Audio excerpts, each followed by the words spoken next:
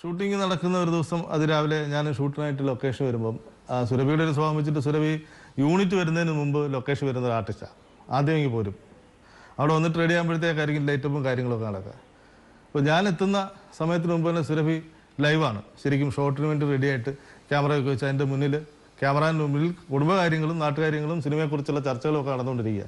അപ്പോൾ ആ ഹാളിൽ ഷൂട്ട് നടക്കുന്ന ഹാളിൽ വളരെ ഒരു ബഹളം കുട്ടികളെല്ലാവരും കൂടെ നിങ്ങൾ ചർച്ച ചെയ്തുകൊണ്ടിരിക്കുന്ന ഒരു സമയത്ത് ഒട്ടും പ്രതീക്ഷിക്കാതെ ഞാൻ ഈ ഹാളിലേക്ക് എൻ്റർ ചെയ്യുന്നുണ്ട്. സുരഭി എനിക്ക് മുറം തിരിഞ്ഞ് നിൽക്കുക. പെട്ടെന്ന് ഹാള് മൊത്തം സൈലൻ്റ് ആകുമ്പോൾ സൈലൻ്റ് ഒരു സെക്കൻഡ് സുരഭിയും സൈലൻ്റായി. ക്യാമറമാൻ എന്നെ നോക്കി, ബാക്കിയുള്ളവരെല്ലാം തിരിഞ്ഞു നോക്കി. സുരഭിയും തിരിഞ്ഞു നോക്കിയപ്പോൾ തൊട്ട് പിന്നിൽ നിൽക്കുന്നത് ഡയറക്ടറാണ് KK രാജീവ്. ഒരൊറ്റ നിലവിളിയായിരുന്നു. ഭയന്ന് എന്തോ ഒരു വന്യജീവിയെ കണ്ടപോലെ ഭയന്നൊരു നിലവിളിയായിരുന്നു.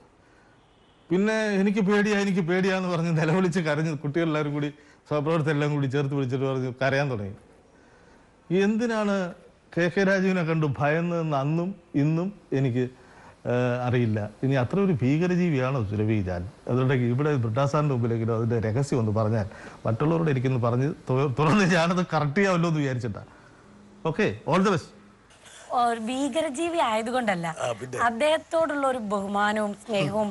ബഹുമാനം നമ്മൾ ഇങ്ങനെ അല്ല, കരഞ്ഞോണ്ട് പ്രകടിപ്പിക്കുന്നതല്ല, അത് നിങ്ങൾക്ക് മനസ്സിലാവാനിട്ടാണ്. അദ്ദേഹം ആർട്ടിസ്റ്റിനെ വർക്ക് ചെയ്യുന്ന വെച്ചിട്ടുണ്ടെങ്കിൽ നമുക്ക് ശരിക്കും മെന്റലായി പോകും ചില സമയത്തൊക്കെ.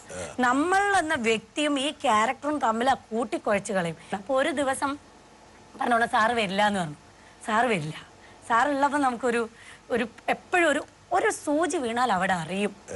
അപ്പോൾ സാറ് വരുന്നില്ല എന്ന് പറഞ്ഞപ്പോൾ ഞങ്ങളൊക്കെ ഒന്ന് റിലാക്സ് ആയി.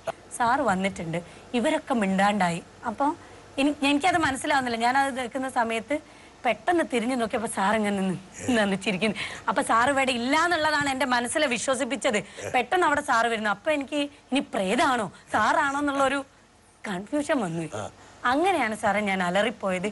അല്ലാണ്ട് നിങ്ങൾ ഒരു ഭീകരജീവിയാണെന്ന് ഞാൻ പറയുമോ? നിങ്ങൾക്ക് അങ്ങനെ തോന്നുന്നുണ്ട്? ഇതാണ് സുരഭി. അതായത് വളരെ സ്വാഭാവികമായിട്ട് പെരുമാറുന്നു. അപ്പൊ ഒന്ന് കരയാൻ തോന്നി അങ്ങ് കരഞ്ഞു, അത്ര തന്നെ. അത്രേ ഉള്ളൂ. അങ്ങനെ പേടിച്ചു പോയതാണ്.